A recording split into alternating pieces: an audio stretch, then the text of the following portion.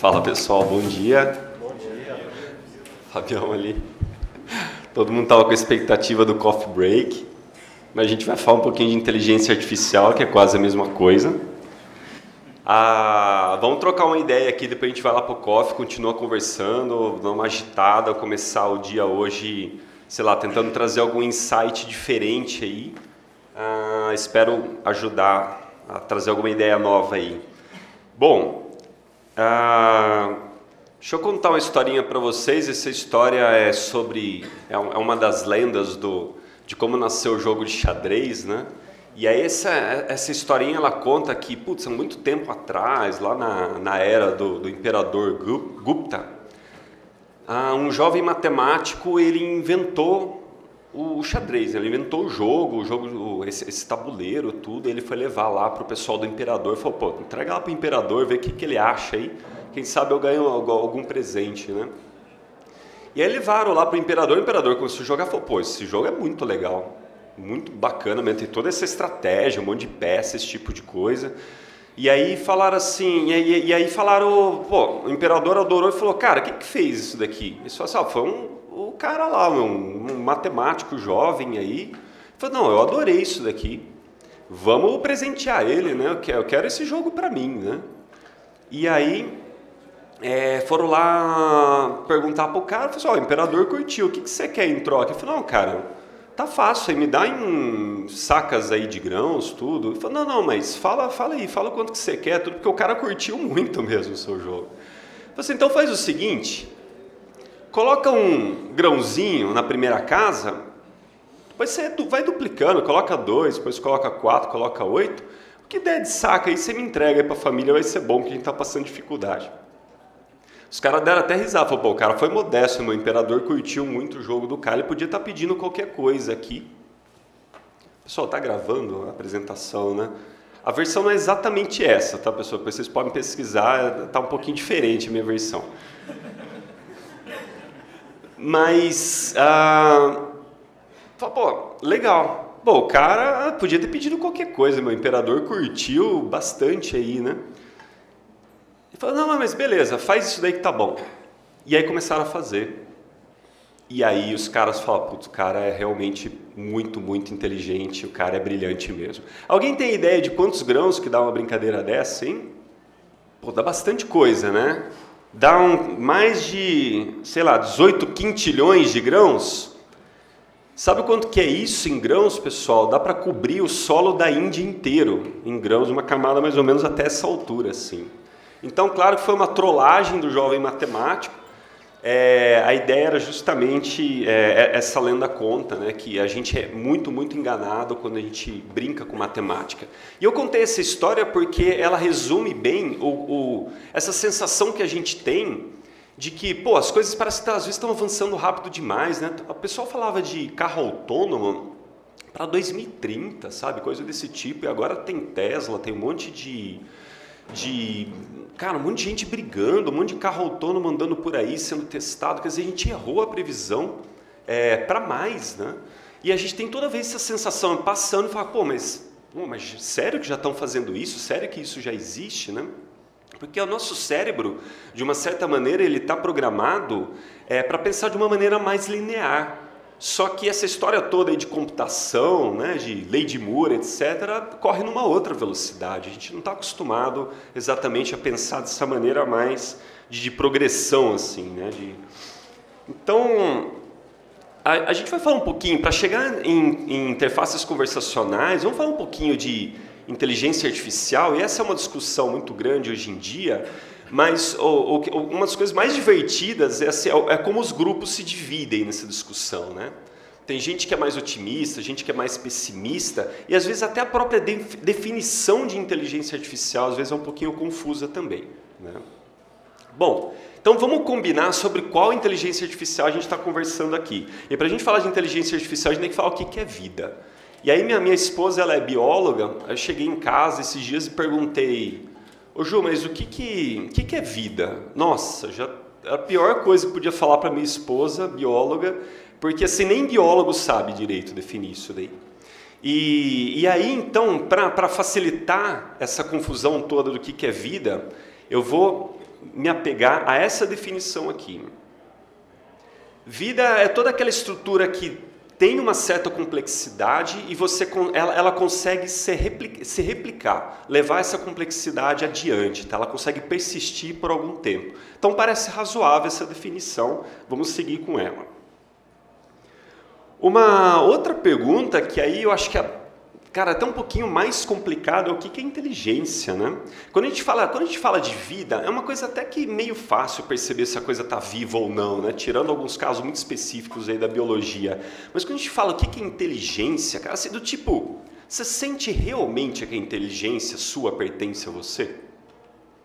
Ou quando a gente fala de inteligência do tipo inteligência artificial, como que pode ter uma inteligência que não está num corpo biológico, esse tipo de coisa? Então a gente começa a ter uma sensação que a inteligência ela é uma coisa meio etérea, né? Parece que é uma coisa que não está muito no nosso corpo. Ela fala assim, você vai lá, educa uma criança, ela ganha conhecimento, ela fica mais inteligente. É meio confuso esse negócio, né? Então, para entender o porquê que ela é etérea, a gente tem que ir um pouquinho mais a fundo no próprio conceito da computação, né? A inteligência ela não tem muito a ver com o nosso corpo físico, tem mais a ver com a informação é organizada e ela é processada, tá? E agora, pessoal, eu vou dar para quem está em ciência da computação e engenharia da computação, aqui no curso leva uns 4, 5, 6, 10 anos, dependendo da pessoa, para terminar o curso. E aí vai ser chato agora, porque eu vou resumir o curso em 1 minuto. Então vamos lá, lembrar o que é memória, né? Memória é aquela coisa que você guarda, um estado de uma informação, né? Então, sei lá, para quem ainda não sacou o que é memória até hoje, eu demorei bastante para sacar. Imagina uma forminha de gelo, né? Você coloca uma bolinha amarela nessa forma de gelo. Então, cara, eu consigo passar essa forma aqui para o Vitor, passa para o Lucas, depois joga lá para o Fábio, volta para o Zuard aqui. E, cara, se não chacoalhar muito a forminha, aquela bolinha amarela está no mesmo lugar. Tá? Então você está preservando o estado de uma informação, você está preservando a memória. Né? Agora, um jeito legal de o que é a computação? A computação é você pegar essa memória e processar ela numa outra coisa. Né? Então, vamos supor que você tem um bracinho robótico agora, e você dá uma instrução para ele e fala assim, se tiver uma bolinha amarela, pega ela e move para a casinha da direita. Isso é basicamente computação. Tá aí, pessoal. Isso é ciência da computação, engenharia da computação, o resto é ruído. Dado isso, uma coisa bizarra dessa história é que você consegue ter memória, você consegue ter a computação dessa memória independente de substrato físico. Se essa forminha de gelo for de plástico, ou se ela for de aço, ou se ela for de madeira, você consegue preservar a memória, você consegue ter funções de computação em cima disso. Você não precisa exatamente de um corpo biológico aí, tá? E isso é inteligência, você processar esse estado de informação, né?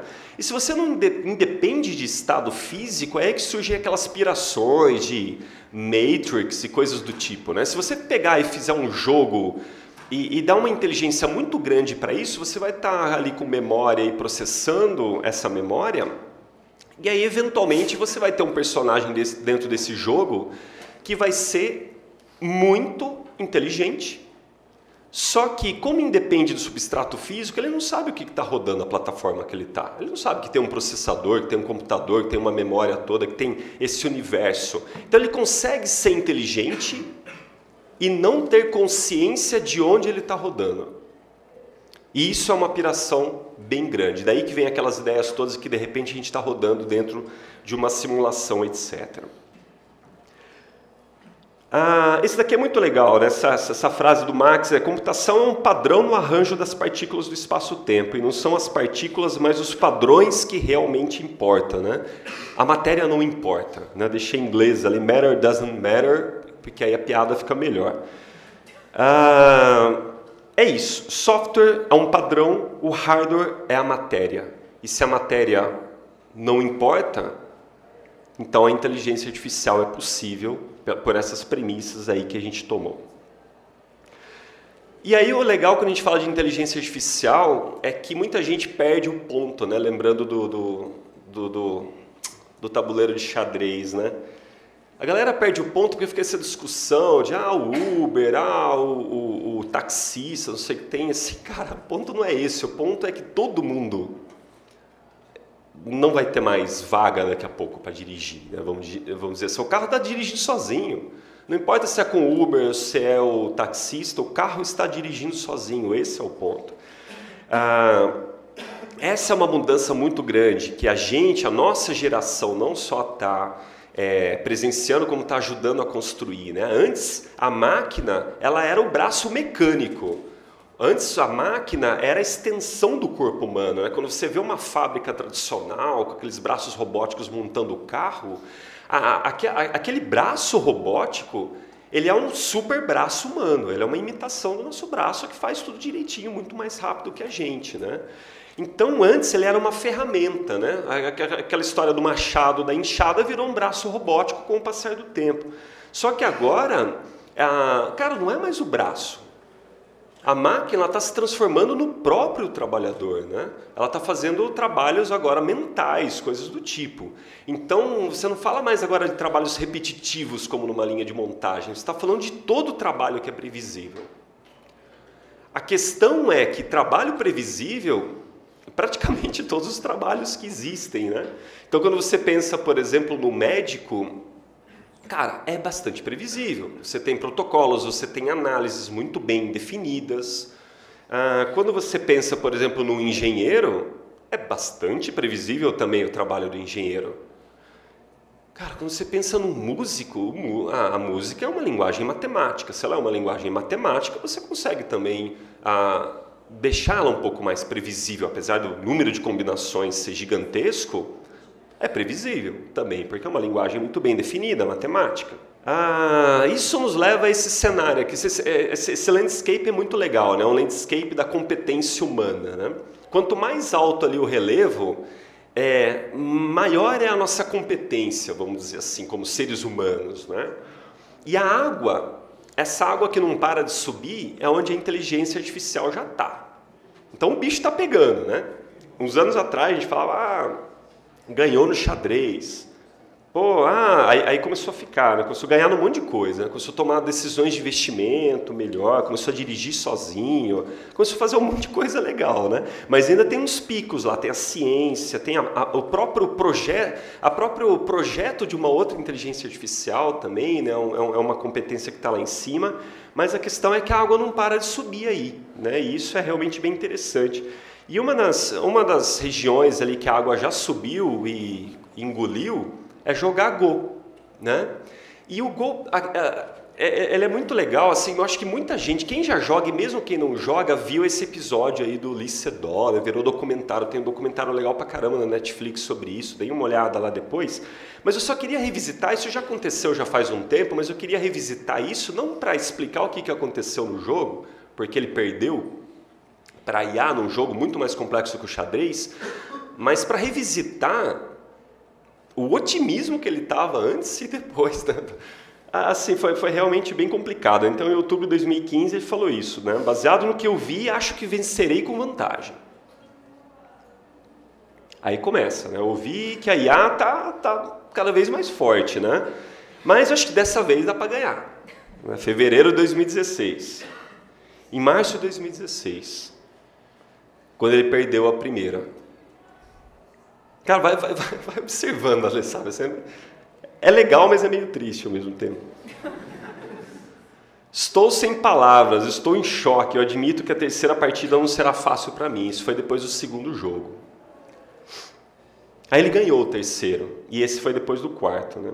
Eu meio que me senti impotente. Quer dizer, cara, ele é um mestre num jogo milenar, extremamente...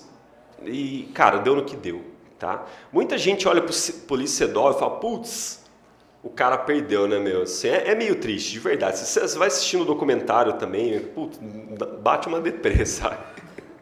Mas ao mesmo tempo, depois eu fiquei mais otimista. Agora eu olho pro cara e falo, putz, ele foi um dos últimos caras que venceu a IA. Né? E uma coisa legal também é que esses mestres de Go agora estão jogando contra a IA. Para eles ficarem mais fortes, etc. Naquela jogada, depois para quem tiver interesse, assiste de fato, Tem o vídeo no YouTube, cara, de quando a IA fez aquela jogada, que ele moveu para uma casa que ninguém jogava, cara. Tipo, é um jogo milenário, etc. Aí você vê os comentaristas, eles dão uma risadinha, você fala, putz, eu acho que a IA do Google vacilou nessa, né? E não era, cara. A IA deu um coro lá na frente, tipo, foi uma jogada de criatividade da inteligência artificial, que desafiou, de fato, uma tradição milenária e humana. Pessoal, isso daqui ele pode significar alguns caminhos, né? Pode ser tempos bizarros pela frente, tempos obscuros, mas também pode ser, e aí é onde eu estou, é nessa turma que eu estou, uma época de prosperidade sem precedentes aí, né? E aí agora só para falar, pô, o Magrinho veio, falou antes do coffee break, ainda ficou botando medo na gente, então deixa eu trazer uma outra perspectiva aqui. Faz 100 anos que a gente está falando que os robôs vão tomar nosso lugar no mercado de trabalho. 100 anos. Talvez, dessa vez, esteja certo mesmo. Mas pelo menos aqui, ó, só para tranquilizar, faz 100 anos que a gente está falando isso, tá? Agora, uma coisa bem legal, tá, que várias fontes afirmam a mesma coisa, é que a IA está criando muito mais empregos no momento do que está tirando. E aí, se a gente olhar um pouquinho também na história, essa paranoia também existiu na época que a aviação ganhou corpo, né? O pessoal, nossa, mas agora vai acabar com o pessoal da locomotiva, não sei o que tem, e na verdade gerou os empregos, meio que trocou o contexto, trocou o escopo, mas enfim, continuou, né? Aí, dito isso, pessoal, vamos falar um pouquinho se a gente quiser impactar a vida de muita gente, então. Tá? Agora, legal, a gente conhece uma ferramenta para impactar a vida de muita gente, mas, de fato, como que a gente pode... Qual que é uma ideia, né, para a gente, de fato, impactar? Né? Então, assim, se você quiser impactar realmente bastante gente, tem vários caminhos, tá? Eu vou focar nesse daqui, que é o que eu conheço mais. Mas uma maneira legal aí é você olhar para as aplicações de mensageria. Né? No gráfico ali de usuários, no final de 2017, ele já está até um pouquinho desatualizado esse gráfico, olha o número de usuários do WhatsApp, cara, 1,5 bilhão. Né? Então é muita gente usando esse tipo de aplicativo. Né? Sem contar que, cara, já aplicações de mensageria, WhatsApp, WeChat, essas coisas já estão batendo forte em redes sociais há bastante tempo. Né? Então, uma maneira legal é falar sobre chatbots. E o chatbot é uma coisa legal, né? Porque chatbot é uma coisa que existe desde a década de 60, sabe? Assim, tipo, ele nem estava vivo, nem tinha nascido e a galera já tinha chatbot, tá? Não é novidade. Mas por que a gente fala bastante sobre isso hoje? É porque juntou essas aplicações de mensageria com muitos usuários com a inteligência artificial no estado que ela está hoje. E aí a coisa começou a ficar divertida. Antes os chatbots eram extremamente limitados em árvores de decisões e coisas do tipo. Agora está realmente muito mais divertida. Por isso que a gente tem falado mais sobre isso. E uma interface conversacional é quando a gente usa esse conjunto de ferramentas para se comunicar como se fosse um humano, imitando de fato a conversação humana. E essa é legal, né? A evolução aí de como que funciona essa evolução, né? da interface. Né? A gente está muito acostumado a dar comandos para computador, né? Mas isso não serve para o usuário comum. Né? Assim, não é uma maneira eficiente, né? Você ir lá, dar um comando para o computador, ele pega e te retorna alguma coisa. Por isso que evoluiu para uma interface gráfica. Né? Quando criaram a lixeirinha, que parecia uma lixeira, ficou muito mais fácil para muita gente. Tá? Agora imagina se a gente conseguir evoluir mais ainda essa interface, né? Se a gente não precisar exatamente criar tantos artifícios de texto ou artifícios gráficos para se comunicar com uma máquina, se a gente deixar ela mais conversacional. Né? E aí é por isso que tem esse apelo do conversacional. Se vocês procurarem vídeos no YouTube, tudo que mostra pessoas às vezes com uma deficiência auditiva, esse tipo de coisa, ou uma deficiência de fala, ou pessoas surdas, etc., interagindo com esses novos tipos de interface, cara, é realmente emocionante, assim, sabe? Como é muito mais fácil você se comunicar de outras maneiras, de maneiras realmente mais inteligentes e mais sofisticadas. Né? Então, para falar um pouquinho o que dá para fazer de interface conversacional, dá para fazer um monte de coisa. Tá? Isso daqui é um case, enfim, que a gente tem, é um dos cases com o iFood. Imagina o iFood na velocidade que está crescendo.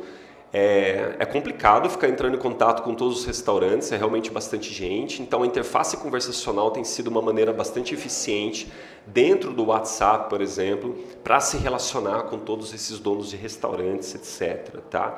Mas esse é só um case, tá, pessoal? Se eu vou comentar um outro, por exemplo, a recuperação de carrinho de mercado, cara, de carrinho de compras, de e-commerce, tá? Então a gente tem, por exemplo, um outro exemplo lá com o Play Kids, que é bem legal, que a pessoa começa lá, faz uma assinatura e depois ela não renova a assinatura, né, do Play Kids. Aí a gente ativa o cara pelo WhatsApp e numa linguagem conversacional e pergunta, a gente viu que você não renovou, como que a gente pode te ajudar? Tá aqui, ó. É a questão de boleto, tá aqui o link para o boleto, quer dizer, é uma coisa muito legal, tá? E até para citar um outro exemplo de cliente que não é nosso, tá? Essa semana eu fiz precisei comprar TV, pifou minha TV lá, precisei comprar uma TV nova, comprei lá no Magazine Luiza. Não é propaganda, viu, pessoal?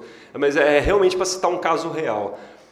Cara, fui lá, comprei, foi uma experiência legal e tinha lá, quero receber as notificações por WhatsApp, né? E aí depois, fica chegando lá, né? Chega Lu do Magalu, né? Aí eu dei uma de loucão, como se não manjasse o que é bot, né? Então a Lu mandava lá assim, legal, Thiago, eu fiquei sabendo que o seu caminho já está, sua TV já está a caminho. Eu ficava mandando, boa Lu, obrigado, querida. Só para ver o que ia acontecer, dando uma de loucão mesmo, né, cara? E muita gente reage assim, exatamente. Se o cara não sabe que é um bot, ele tenta interagir com a Lu mesmo, sabe? É uma coisa assim. No caso do Lu da Magalu, ela responde, essa mensagem é automática, se você precisar de ajuda, tudo.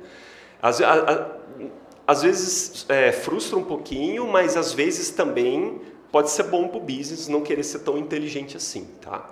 Existem estágios para implantar, é por isso que empresas como a nossa existem, que é para ajudar a trazer inteligência todo nesse processo e implantar onde a inteligência cabe, tá? Aliás, para falar um pouquinho sobre isso, eu estou falando aqui de nossos clientes, etc., só para a gente se localizar, a gente está falando da Wave. A Wave é uma empresa do Grupo Móvel, que ela tem escritório aqui em São Carlos, tá? Tem em Campinas também, a gente tem uma turma de Campinas, enfim, tem em outras cidades por aí. E o Grupo Móvel tem, enfim, várias empresas reconhecidas, né? Simpla, iFood, Play Kids, Zup de processamento de pagamentos, enfim, MapLinks, tem uma série de empresas. A Wave é uma das marcas mais novas dentro do grupo para lidar com mensageria, né? A gente tem o escritório aqui no Novo Lab. Eu trouxe, não uma foto exatamente do escritório, mas da galera gravando o videocast. Tem um videocast lá que chama Tecno Sofá, produzido aqui em São Carlos, é bem legal, depois procurem no YouTube ou no Spotify. A gente tem trazido notícias semanais aí do que acontece na tecnologia, bem zoado, assim, um ambiente bem informal para dev mesmo.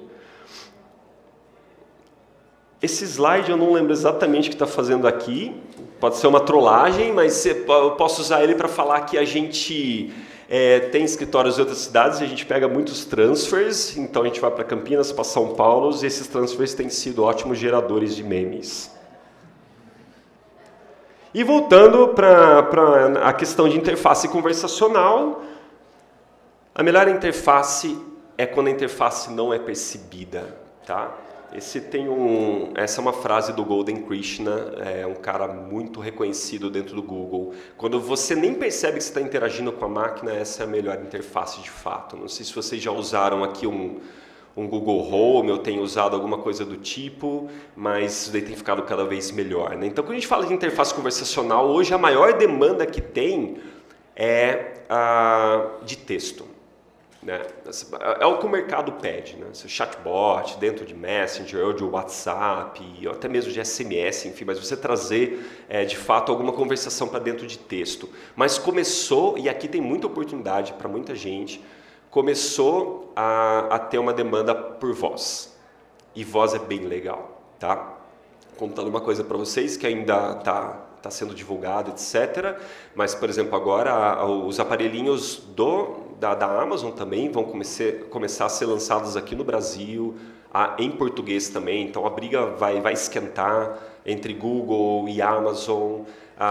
vai começar a aparecer em um monte de lugar, não só no que a gente coloca na sala, mas dentro do carro, etc., em português, o que vai facilitar o acesso para muita gente. Então tem muitas oportunidades aí e o de voz é realmente bem legal. Mas o que vem depois do de voz? Pergunta. Alguém gostaria de arriscar? Depois de texto, voz, dá para dar mais um. É isso aí. No cérebro, exatamente. Empresas como o Facebook, por exemplo, há um tempo atrás, já tinha cerca de 60 pessoas pesquisando como fazer input num device através do cérebro, tá? Isso é um pouquinho assustador hoje, vindo do Facebook, depois de todos os escândalos de privacidade, etc. Mas, na verdade, são muitas empresas que estão pesquisando isso. E o legal de você se comunicar com a máquina através do cérebro é que você tira o ruído da linguagem, a linguagem que a gente aprende, né? o português, etc. Né? Hoje, se você vai falar com um cara na China e você não fala lá, sei lá, mandarim, alguma coisa do tipo, você vai ter muitas dificuldades. E a questão é que a linguagem falada, além de você ter que aprender ela e associar a sua vida a rótulos, ela é muito lenta, né? Então, a gente fala do tipo, essa apresentação toda aqui tem que ficar explicando os conceitos e aí eu preciso contar com o vocabulário de vocês, com a experiência de vida de vocês para fazer uma interpretação da linguagem que eu estou falando. Mas se eu conseguir transmitir para alguém aqui o conceito mental ao invés dos rótulos, aí você pega a ideia na hora. Tá? É muito mais rápido, é pelo menos 10 vezes mais rápido. A gente conseguir fazer um input no WhatsApp da vida sem precisar digitar vai ser pelo menos 10 vezes mais rápido do que a gente faz hoje. Tá? Essa é a ideia da comunicação, da interface mental, né? Você conseguir fazer esse input muito rápido. E aí quando você for falar com o cara de mandarim e você falar, por exemplo, e o cara te perguntar, sabe onde que tem um copo d'água? Você simplesmente imagina o conceito do copo d'água e onde ele está. E a pessoa já entende, ninguém precisa trocar rótulos, ninguém precisa ter o ruído da linguagem. Isso vai ser realmente bastante divertido. E a pergunta é, e agora, né? E a partir de agora, né? Cara, a gente tá assim, eu estava vendo lá, eu achei numa outra fonte, se a gente usasse essa questão, se a gente botasse a lei de Moore, tá? No tabuleiro, tudo, cara, a gente não chegou nem na metade do tabuleiro, né? Eu sei que existem questões da lei de Moore, mas a questão é que as coisas estão avançando muito rápido. O que vai vir a partir de agora, né? É cada vez mais difícil prever, né? Mas de uma maneira mais otimista sobre isso, e voltando particularmente no ponto que me toca mais, de todos aqueles exemplos de profissões, é o do músico. E ao invés da gente pensar que o músico vai acabar, como que a gente pode ajudar o músico a criar música em esferas que a gente nem consegue imaginar hoje? Como que a gente pode, por exemplo, gravar um álbum em que a pessoa que vai ouvir esse álbum vai participar da música.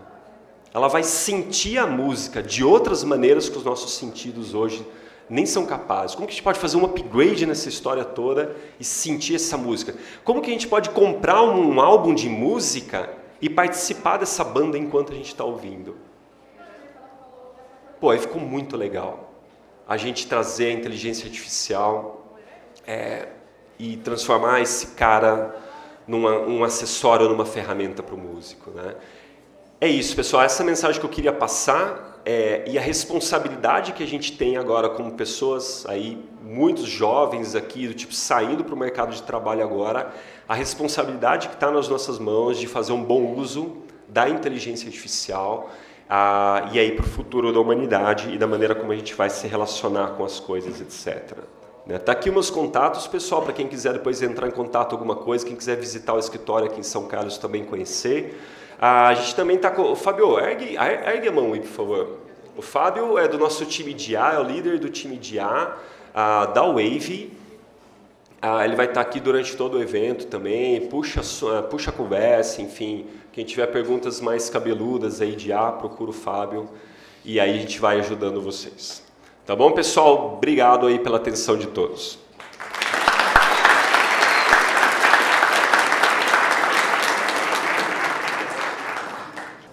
Oi, gente. Tá dando pra ouvir? Oi, Thiago. Gostei muito da conversa, foi bem Boa, interessante. valeu. Eu trabalhei um tempinho com processamento de fala, com reconhecimento de fala, e uma dificuldade que eu tive muito grande foi de achar ferramentas de reconhecimento de fala para o português brasileiro.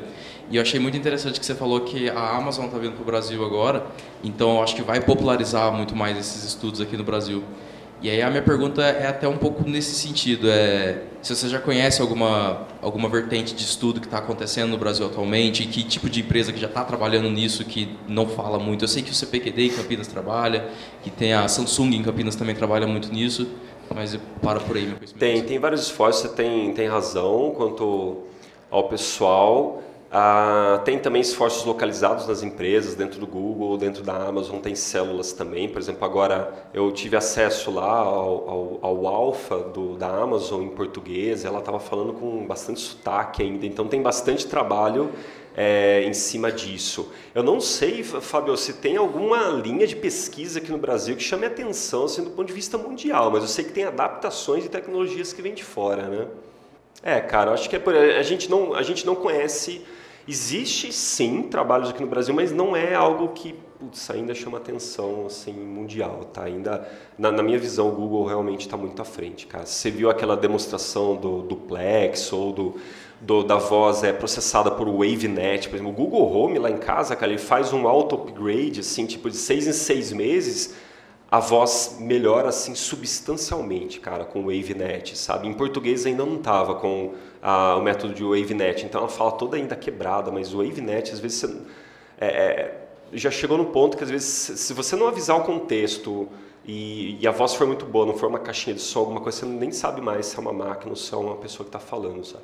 Aliás, uma coisa bem legal, um insight que me surgiu enquanto estava vindo para cá, cara, é que seria muito legal ter uma iniciativa lá, tipo Creative Commons ou alguma coisa do tipo, mas que fosse um selo, alguma coisa padronizada no mundo inteiro, que quando a gente for ser atendido, aquilo vai sinalizar para a gente se é um humano ou se é uma máquina que está atendendo a gente. Seria muito legal trabalhar algo desse tipo, né? Se alguém tiver vontade de entrar nesse insight, a gente pode montar um grupo aí e puxar alguma iniciativa nesse sentido, né?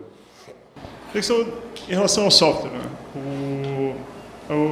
Pegando o GitHub, assim, a base de conhecimento de como as pessoas desenvolvem, o que é um software bom, o que é um software popular pelas estrelas, o que é um review bom, o que é um software que funciona.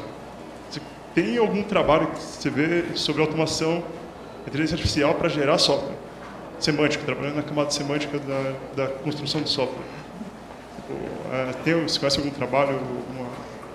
Cara, tem, mas eu não lembro de cabeça, eu não consigo te dar uma referência. Mas tem, tá? Uma vez eu participei de um meetup que o cara fez umas referências boas sobre isso. Dá uma googada lá que você vai achar, tá? Eu não tenho nenhuma referência, se alguém tiver e quiser comentar, eu não lembro o nome exatamente. Mas tem coisa boa, cara, tem coisa rápida. Parabéns pela palestra. Mais uma dúvida de curiosidade no último ponto que você comentou, falando do cérebro, né? Que a ideia é chegar num tipo de um chip, algo do gênero. Mas em que ponto que está em termos biológicos e químicos de um sistema? Para fazer a leitura mental, você fala? Porque pensar em inputs, como forma de software, como é construído as coisas, é uma coisa. A gente pensar em termos químicos de sinapses e afins, neurotransmissores e a forma com que é feita toda a complexidade no cérebro, que ponto que está isso? Tá bem no início, tá? Existe um problema hoje de resolução da leitura. O problema é de resolução. Hoje você consegue colocar alguns devices aqui na cabeça da pessoa e consegue fazer uma leitura, só que essa leitura ela é muito ruim. É como se fosse de baixa resolução, uma imagem toda manchada assim. A gente tem essa não é à toa, né? Mas a gente tem pela evolução biológica a caixa aqui, né? Como que chama mesmo? A caixa craniana, alguma coisa assim, né? E o osso ele é bem espesso e ele dificulta bastante a leitura de devices externos, tá? Para você melhorar esse tipo de leitura, hoje uma maneira de fazer é fazendo um buraco na cabeça, o que não é atraente comprar um device que você tem que furar o crânio. Então, assim, a gente tem que achar outras maneiras. Muito provavelmente ele não vai ser fazendo um buraco direto, ou vai, né? Porque às vezes é o que a gente fala daqui 20 anos pode ser que seja normal nesse tipo de coisa, né? Mas enfim, mas se a gente conseguir uma outra maneira de mapear isso, de interferir nesse processo biológico, sem ter que fazer nada muito agressivo num primeiro momento, vai evoluir muito rápido essa interface. Tá? O problema hoje é de baixa resolução. Agora, os detalhes biológicos, eu não sou da área, tem muita leitura sobre isso, se for pesquisar, etc. Mas, cara, é extremamente interessante e extremamente complexo também. Tá? É aquele tipo de coisa que você fala, cara, o humano não vai conseguir vencer essa barreira sem a ajuda da própria inteligência artificial, entende? Ele precisa que a própria IA ache soluções, porque é um problema muito complexo. Beleza? Bom dia. Opa. Bom dia, Thiago. Parabéns pela palestra. Durante a sua apresentação, a gente foi ficando, eu pelo menos, fui ficando entusiasmado com a evolução tecnológica e tudo mais. Se chegar em um momento que a gente aceite furar o cérebro para colocar um dispositivo e tal, eu penso que, resgatando até um pouco da sua apresentação mesmo, quando você citou o Facebook lá, que faz estudos, isso aí, eu queria eu queria pedir para você dissertar um pouco sobre privacidade. Nós estamos em um evento de Python, né, de software livre e tal, que a gente sempre preza pela liberdade, privacidade e tudo mais. E eu percebo que as empresas que lideram o desenvolvimento de tecnologia, elas querem justamente, no limite, invadir a privacidade das pessoas para descobrir o que elas precisam e poder oferecer isso antes. Então, nesse sentido, eu queria que você falasse algo sobre isso também, sobre privacidade. Tá bom, eu vou te dar uma visão simples, uma visão minha. Tem pessoas aqui na plateia como usuário, por exemplo, que falaria umas 3 horas sobre isso, com uma visão mais embasada que eu. Cara, eu concordo contigo. E é uma questão da gente se posicionar. Existem 2 pontos, tá? A responsabilidade de quem constrói a tecnologia, que foi um ponto que a gente já levantou aqui na apresentação, mas a responsabilidade de quem compra a tecnologia também, saber o que está comprando, etc. Tá? De fato, existe hoje uma corrida muito grande por dados. Quanto mais dados você tem, etc., então as empresas ficaram extremamente poderosas em posse dos dados, e isso está gerando debates agora muito interessantes sobre privacidade, etc. Agora, cara, no fim do dia, muita coisa ainda depende de consentimento desse usuário, tá?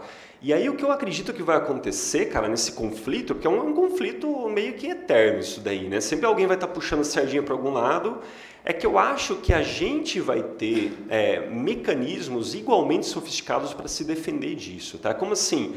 Para me defender da IA da empresa X, é como se eu tivesse a minha própria IA, vamos dizer assim, que preza, que cuida da privacidade por mim, coisas do tipo, tá? Então, é um papo meio maluco, a gente precisaria pegar, sentar e ir muito mais a fundo para eu te mostrar como que isso poderia fazer mais sentido do que falando assim de maneira atropelada. Mas, assim, como para ferramentas sofisticadas que estão te atacando, geralmente você se protege também com outras ferramentas sofisticadas. É assim que você consegue um balanço, é assim que os conflitos às vezes acabam evoluindo. Né? Mas, cara, é um tema muito rico, daria para a gente ficar falando aqui por horas. O que eu falei é simplesmente uma visão muito simples dessa história toda. Na verdade, vai muito mais a fundo disso. Mas, cara, essa é uma preocupação minha e eu acho que de todo mundo. Privacidade ela tem que ser, ela não pode ser deixada de lado, tá? Existe um livro, só para fechar aqui, sobre isso, que toca de maneira muito legal. Estou tentando lembrar o nome daquele Max lá que eu citei. É alguma coisa do tipo... Como ser um humano na era da inteligência artificial. Cara, é bem legal, tá? Depois eu resgato aqui, agora no Happy Hour aí a gente fala sobre isso, tá bom? Vou resgatar o título em inglês aqui. Começa cedo Happy Hour. Coffee break, Happy Hour. Já vai ter breja já? Então tá. No Caipira toda hora é Happy Hour. Tiago, obrigado pela palestra, muito boa. Eu acho que minha dúvida foge um pouco do escopo aqui, mas saber a sua opinião. Nessa evolução da IA, em que ponto você pode falar? Você tinha falado daquela simulação que o programa ali não saberia, não teria noção das regras que ele está vivendo. Em que ponto que você pode afirmar que esse programa atinge consciência e quão próximo a gente está disso? Nossa, cara, esse é um dos debates mais quentes, tá? Não tenho opinião formada, de verdade, cara. Se você me perguntasse 10 dias atrás, eu ia te dar outra resposta. Aí eu leio uma fonte, eu leio uma boa argumentação de algum autor, eu falo, cara, putz, não sei te falar, não tenho opinião sobre isso, tá? Mas existe um dos debates mais quentes, a questão de consciência, singularidade, são todos temas muito quentes, tá?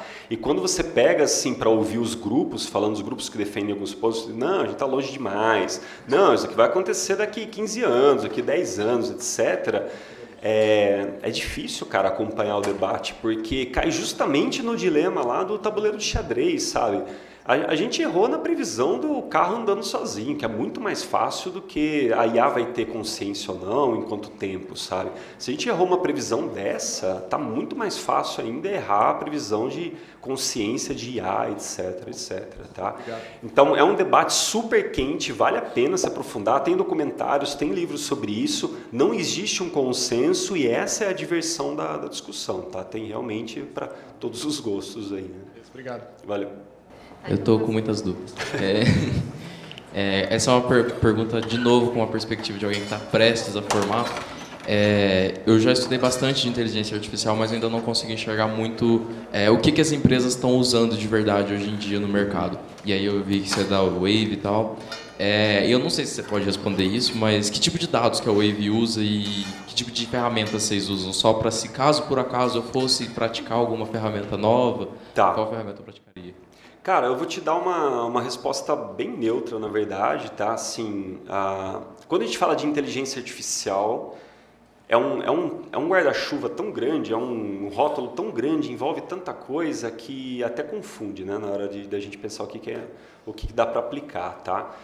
Tem muitas aplicações, vou te dar alguns exemplos. O caso da Wave é mensageria, conectividade. Então a gente quer, por exemplo, colocar IA lá para conversar com empresa cliente através do WhatsApp, por exemplo. Ou do Google RCS, que é outra coisa que está chegando, outra interfaces de voz, etc. Tá? Mas, pô, assim, só de olhar aqui para frente, por exemplo, o Vitor é fintech, é da Liber. Tá? Com certeza ele vai te dar uma resposta de como que a IA pode ser usada numa fintech, é bem diferente, vai ver aplicações bem diferentes.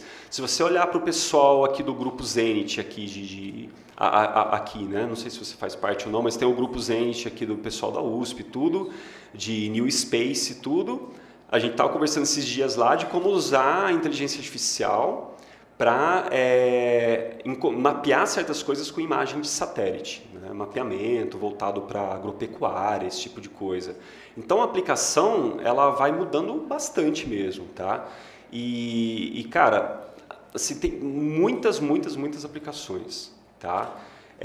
Aí tem que esquecer um pouquinho do rótulo inteligência artificial para não ficar tão abrangente e meio que pegar a área que você mais gosta. Tipo, se for, cara, imagiamento, por exemplo. Putz, aí legal, aí dá para falar de New Space, dá para falar de um monte de coisa interessante, sabe, assim.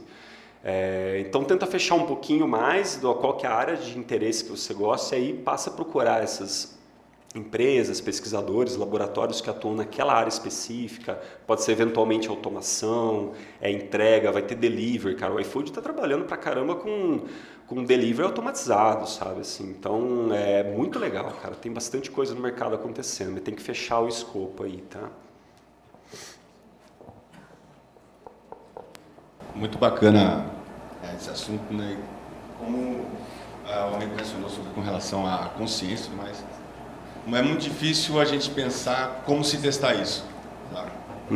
Quando se iniciou lá, que Gödel começou com toda a recursividade dentro de si mesmo e tudo mais, Turing repensou isso e acabou chegando no teste de Turing, né? Que, na verdade, era o teste da imitação, da simulação.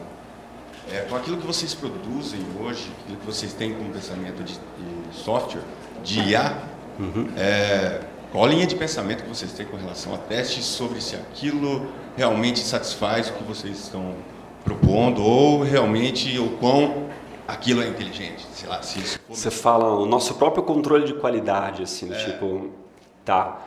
Cara, isso é uma coisa, não vou nem falar só pela empresa, vou falar do mercado todo. O mercado todo, mesmo empresas muito parrudas, como um Google da vida, um Facebook da vida, ainda estão entendendo como lidar com interfaces conversacionais, tá? Ainda é um grande campo experimental, assim.